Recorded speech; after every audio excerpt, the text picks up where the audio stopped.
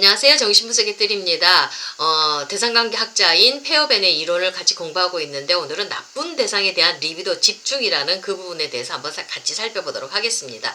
자, 지난 시간에 이어서 페어벤이 계속 말하고 있는 것은 나쁜 대상이죠. 이 나쁜 대상이 바로 유아적일 때 우리의 욕구를 좌절을 시켜준 그 나쁜 대상 엄마지요. 나쁜 이미지가 우리 무의식안에 들어와 있다고 이렇게 얘기를 하는데 누구나 다 있습니다. 누구나 다 있는데 이게 문제가 되는 건 뭐냐면 요 나쁜 대상이 무의식 안에 얌전히 있으면 괜찮은데 이게 우리 오늘을 사는 현재를 사는 우리의 삶을 어렵게 만든다는 겁니다. 튀어나와서 그것이 우리에게 영향을 끼쳐서 우리의 인생을 힘들게 하기 때문에 우리의 인간관계에 어떤 어려움을 끼치기 때문에 우리가 이 나쁜 대상을 쫓아내야 되겠죠. 치료해야 되겠죠. 그래서 페어벤은 뭐라고 얘기하냐면 사탄 축줄이라는 거, 귀신 축줄이라는 그런 표현을 쓰는 거거든요. 이것이 우리를 힘들게 하기 때문에 그렇게 되는 겁니다. 자, 거기에 대해서 오늘 페어벤이 계속 연결해서 얘기를 하는데 이 나쁜 대상에게 우리의 리비도가 집중되어져 있다고 얘기를 하고 있습니다. 슬픈 일이죠. 우리의 리비도는 대상을 향해서 좋은 대상을 향해서 좋은 친구, 좋은 선생님, 좋은 애인 이런 사람들을 향해서 나에게 좋음을 줄 수 있는 기쁨을 줄 수 있는 그런 대상들을 향해서 에너지가 나가고 리비도가 글로 가야지 우리의 생활이 우리의 삶이 해피해지지 않겠습니까? 근데 불행히도 이 리비도가 글로 안 가고 지금 나쁜 대상에게로 집중되어져 있다고 합니다. 무의식에 그 에너지가 집중되어져 있다고 그렇게 얘기를 하고 있습니다. 제대로 가야 될 에너지가 지금 가고 있지 못하는 상황에 대해서 우리 페어벤이 얘기를 하고 있거든요. 그 부분에 대해서 오늘 좀 살펴보도록 하겠습니다. 자, 첫 번째 리비도에 대한 기존 정신분석적인 입장입니다. 프로이드를 비롯한 그런 기존 정신분석 학자들을 얘기하겠죠. 그분들은 리비도가 신체하고 연관이 되어 있다고 얘기를 하고 있습니다. 많이 하는 얘기죠. 우리가 배가 고프면 엄마 젖을 먹어야 되지 않습니까? 그럼 내 입에서 나와서 리비도가 지금 엄마 젖을 향해서 젖꼭지를 향해서 가지 않습니까? 신체하고 연관이 되어 있지요. 자, 그런데 이 리비도가 가는데 항상 그 목적을 이루는 것은 아니지요. 젖은 적당한 때 되면 떼어야 됩니다. 이유식 먹고 밥을 먹어야 됩니다. 나 젖 먹고 싶다고 해서 계속 젖 먹을 수 없습니다. 내가 똥 싸고 싶다고 해서 마음껏 똥 쌀 수가 없습니다. 그거 관리해야 되거든요. 배변 관리 들어가야 되거든요. 자, 금지가 들어가기 시작합니다. 그러니까 내가 항상 그 리비도 목적이 이루어지는 게 아니라 어떤 금지의 형태로 결국에는 어떤 그 내 리비도적인 욕구가 이제 억압으로 인해서 가로막히게 된다고 이렇게 얘기를 합니다. 이제 이 억압된 리비도는 위장된 형태가 아니면 또는 어떤 증상이나 신경증이나 배 아픈 것들 뭐 그런 것들 증상들 있죠. 이런 승화나 이런 것들을 통해서 어떤 성격적인 병리 문제 이런 것들을 통해서 이 억압된 리비도가 이렇게 위장된 형태로 드러난다고 이렇게 얘기를 하고 있거든요. 자, 우리 이제 기존의 정신분석학자들은 그렇게 설명을 하고 있고요. 자, 리비도에 대한 페어벤의 입장은 좀 더 틀립니다. 페어벤은 철저하게 리비도는 대상을 추구한다고 얘기를 하고 있습니다. 신체를 추구한다고 얘기를 하는 게 아니라 젖을 추구한다는 거, 젖꼭지를 추구한다는 거, 그 다음에 학문을 추구한다. 그렇게 얘기하는 게 아니라 페어벤은 항상 리비도가 가는 방향은 대상이라고 얘기를 합니다. 그게 확연하게 구별되어지는 거거든요. 대상으로 가는 리비도이기 때문에 거기서 또 다른 문제가 발생하기 시작합니다. 문제가 또 다시 틀려지거든요. 자, 리비도는 신체지대에 의해서 1차적으로 결정되는 것이 아니라 어떤 경로이든 가장 쉬운 경로를 통해서 대상을 추구한다는 겁니다. 자, 그러니까 엄마를 추구하는데 초기 유아에게서 가장 쉬운 경로는 입과 젖꼭지죠. 그 경로를 통해서 갈 수 있는 가장 쉬운 방법. 젖을 먹어야 사니까. 그래서 아이들은 대상을 추구하는 엄마를 추구하는 그 나이에 가장 어울리는 가장 쉬운 경로를 통해서 추구한다는 얘기입니다. 이 리비도가 가는 통로에 불과하다는 얘기입니다. 젖꼭지하고 입은요. 자, 그러면서 신체대의 중요성은요. 리비도가 대상을 추구하는 유용한 경로를 나타내는 것이지 그렇게 중요하지 않다고 결국은 대상이고 엄마의 관계라고 이렇게 페어벤은 얘기를 하고 있습니다. 자, 마찬가지로 리비도적인 어떤 표현의 장애, 리비도가 제대로 가지 못하는 장애는 결국 어떻게 되냐면 대상 추구에 대한 장애를 발생시킨다고 얘기를 합니다. 이렇게 될 때 대상이 내재화되고 억압될 때 리비도가 어떻게 되면 억압된 대상을 추구하는 이상한 상황, 병리적인 상황이 발생된다고 얘기합니다. 자, 나쁜 경험을 주는 그런 나쁜 엄마, 나쁜 대상이 이제 아이들은 불안하니까 경험하기 싫으니까 무의식에 억압시켜 버리죠. 나쁜 대상. 근데 이 리비도는 결국은 대상을 추구하기 때문에 어떡합니까? 이 바깥으로 향해서 나가야 되는 이 에너지가 지금 내가 나쁜 대상을 내 무의식 안에 억압했잖아요. 가지고 들어왔잖아요. 그러니까 그 경로를 통해서 바깥으로 가는 게 아니라 대상을 추구하는 에너지가 내 무의식 안으로 돌아버린다는 겁니다. 그 얘기를 하는 거거든요. 그러면서 나의 리비도가 실제적으로 같은 억압과 같은 방향으로 작동하기 때문에 어떻습니까? 그 추진력이 넘치는 에너지원이 지금 나한테 들어와서 나한테서 지금 내 무식 안에서 갇혀버리게 되죠. 여기서 문제가 발생한다고 그렇게 얘기를 하고 있습니다. 자, 리비도는 억압된 대상에게 사로잡혀버리죠. 그리고 억압된 대상에게 이끌리기 때문에 대상을 추구하는 바로 그 엄청난 추진력에 의해서 리비도가 바로 억압된 상태로 내몰리게 되니 내 안에서 표현되지 못하는 억압된 에너지가 득실득실한 겁니다. 내 삶을 추동해 나가는 에너지를 제대로 쓰지 못한다는 얘기죠. 여기서 문제가 발생한다고 이렇게 얘기합니다. 그러니까 우리가 보통 보면 우리 그 나쁜 남자한테 끌리는 사람들 있지 않습니까? 이런 내 안에 있는 그 나쁨이 이제 뭐 그런 역동은 나중에 좀 더 얘기를 하겠지만 내 안에 있는 나쁨에 대해서 나쁨을 추구하는 이 본능적인 에너지가 있기 때문에 외부 대상에서 세상에서 경험할 때도 꼭 거기 그 투사되어진 그 나쁜 대상을 향해서 내가 집착하면서 나쁜 남자한테 이끌려서 내 거 다 뺏겨도 결국 리비도가 거기에 부착되어져 있기 때문에 그나런 남자들한테서 계속 매달리면서 떠나지를 못한다는 겁니다. 나쁜 대상에 있어 매달려서 리비도가 글로 가기 때문에 그렇다는 얘기거든요. 그 에너지가 글로 가기 때문에 본능적으로 내가 끊고 싶어도 못 끊는다는 그 얘기입니다. 자, 이렇게 그만큼 나쁜 대상에게 내 리비도가 억압되어져 있고 거기에 묶여져 있기 때문에 나는 계속 그 병리적인 현상에서 벗어날 수가 없다고 이렇게 얘기를 하고 있습니다. 자, 대상이 억압된 대상일 때 나쁜 대상이죠.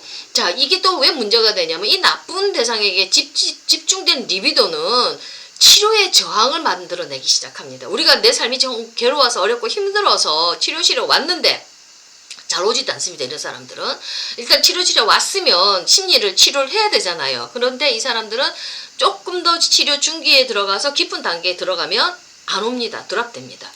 치료를 중단하거든요. 왜 그러냐면 내 안에 있는 이 나쁜 대상이 없는 것보다는 나쁜 대상이 있는 게 나에겐 더 좋기 때문에 더 강하게 내가 더 강하게 내가 이걸 붙들고 있기 때문에 이걸 내가 안 놓습니다. 그러니까 치료라는 건 뭐예요? 이 나쁜 대상을 쫓아내는 것이기 때문에 이 나쁜 대상을 쫓아내는 걸 내가 무의식에서 본능적으로 싫어한다는 겁니다. 그래서 치료를 안 받으려고 저항을 하기 시작해요. 요게 이래서 무섭다는 겁니다.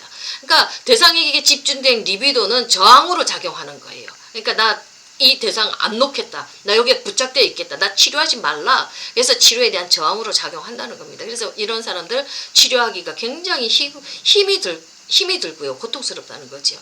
그리고 그다음 이런 치료적인 저항에 대해서 다시 한번 살펴보면요.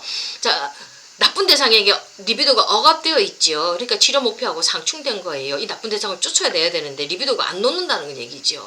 자, 이렇게 부정적인 치료 반응은 이 리비도 쪽에서 억압된 대상을 포기하는 것을 이렇게 거절하는 건데, 자, 환자가 자신의 억압된 대상에 대해서 이 사람들은 굉장히 헌신을 합니다. 꽉 붙들려 있다는 얘기죠. 이런 대상이 나쁘면 그는 그것들이 무의식에서 또 풀려나오는 것을 아주 두려워해요. 공포스러워해요. 그래서 치료적인 과제는 이 공포와 두려움을 극복해 나가는 겁니다. 자, 이런 두려움의 자리, 공포의 자리에서 이 나쁜 대상들이 풀려난다는 건 그 나쁜 대상들을 만나는 거잖아요. 직면하는 거잖아요. 그러니까 얼마나 무섭고 공포스러웠겠어요. 어렸을 때 경험한 공포가 그 속에 같이 부착되어 있는 거거든요. 그러니까 정서가 너무 힘드니까 이 안으로 들어가기가, 무의식 안으로, 내면으로 들어가기가 굉장히 힘들어서 고통스러워한다는 얘기입니다. 자, 우리 나쁜 대상이 무의식에서 풀려날 때 환자는 이제 공포를 느끼는데 그게 어떤 형태로 나타나냐면 꿈으로 많이 나타납니다.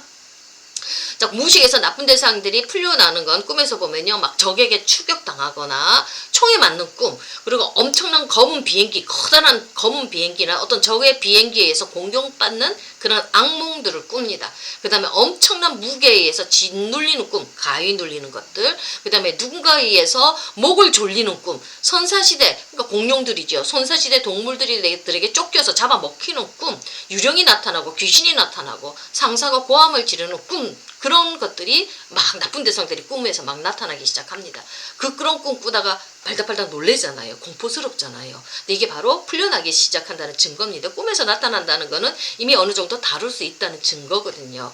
자, 근데 이렇게 나쁜 대상, 이거는 이제 우리가 무의식 안에서 사탄이죠. 우리 사탄이 리비도가 꽉 지금 붙들려 있는 거죠. 내 에너지가 지금 붙들려 있는 거예요. 사탄이 지금 이 사탄과의 동맹이라고 얘기를 하고 있습니다. 이 사탄과의 동맹을 푸는 일은 그렇게 쉬운 일이 아닙니다. 자, 이 사탄에게 묶여있는 힘인데 이걸 풀기 위해서는 치료실 안에서 치료사가 좋은 사람으로 좋은 대상으로 경험이 되어지는 라포가 형성되어질 때만이 이 안으로 들어간다고 얘기를 합니다. 자, 대상 교체가 되어져야 되죠. 사탄에게 매여져 있는데 이 사탄 쫓아내고 당신에 누가 있어야 됩니까? 천사, 신이 와야 되지요. 좋은 대상이 와야 되죠. 그래야지 이 사람이 이걸 놓을 수 있지 않겠습니까? 그나마도 이 무서운 공포에서 이 사람들이 이걸 놓아버리고 쫓아버리고 내가 붙들 수가 있지 않습니까? 다른 좋은 대상을. 그러니까 좋은 대상이 있다는 전제하에서, 신이 있다는 전제하에서 내가 신을 받아들이면서 이걸 쫓아내야 되는 거죠. 이거 쫓아내는 거.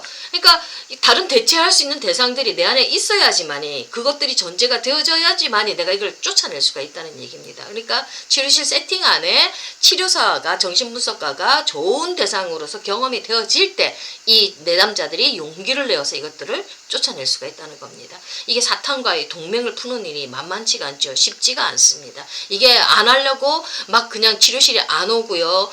시간도 막 늦게 오시기도 하고요. 그 다음에 막 그냥 약속도 거절해버리고요. 그냥 취소해버리고요. 그 다음에 또 막 그냥 다시는 치료 안 받겠다고 도망가기도 하고, 우리 내담자들이 막 그러거든요. 좀 더 깊은 곳으로 들어가기 하면요. 그리고 또 치료실 세팅 안에서 막 이것들이 올라올 때 전이신경증으로 막 올라오거든요. 아주 그냥 몸이 아프고 막 그냥 여러 가지 신경증으로도 막 올라오기 때문에 이런 몸부림치는 과정들이 있습니다. 근데 요게 일반 생활 현장에서도 분석받는 과정에서, 일반 생활 현장에서도 어떤 자극적인 상황, 스트레스 상황이 오면 나쁜 무의식에 있는 그 나쁜 대상이 활성화되어서 올라와서 야단을 치거든요. 막 몸부림을 치거든요. 근데 그것도 일어나지만 그거는 치료적인 의미도 없는 거고, 왜 치료실 세팅 안에서 이것들이 일어나는 게 훨씬 더 좋으냐 하면 거기에 대해서 언어가 들어가고 의미를 주면서 해석을 하는 그런 상황, 상징화를 시키는 그런 치료적인 과정들이 있지요. 거기서 경험되어지는 거, 그걸 언어화시키고 상징화시키는 그런 치료적인 세팅들이 있기 때문에 치료실 안에서 좋은 대상과의 경험에서 이 무시무시한 경험들을 해나가면서 새로운 의미를 주고 해석을 주고 상징화시켜서 치료해 나간다고 이렇게 얘기를 하고 있습니다. 자, 나쁜 대상, 결론적으로 얘기해서 이 나쁜 대상을 우리가 쫓아내는데 이게 쉽지가 않는 이유가 바로 거기에 리비도가 집중되어져 있기 때문에 이 치료의 과정이 만만치가 않다고 우리 폐 배원이 얘기를 하고 있습니다. 그러나 우리가 건강하고 온전한 삶을 살기 위해서는 이거 쫓아내야 되죠. 치료자하고 정신분석가하고 씨름을 하면서 이것들을 쫓아내면서 좋은 대상을 내 내면 안에 더욱더 많이 풍성하게 가질 수 있도록 해야지만이 우리가 건강한 인격을 가지고 살아갈 수가 있다고 폐어벤이 얘기를 하고 있습니다. 자, 폐어벤 이야기는 계속 이제 나쁜 대상, 우리 안에서 있는 이 나쁜 대상들에 대한 역동을 더욱더 심화시켜서 자세하게 섬세하게 또 설명을 할 거거든요. 그러니까 다음 장부터는 계속 좀 더 세분화시켜서 깊이 있게 다룰 겁니다. 감사합니다.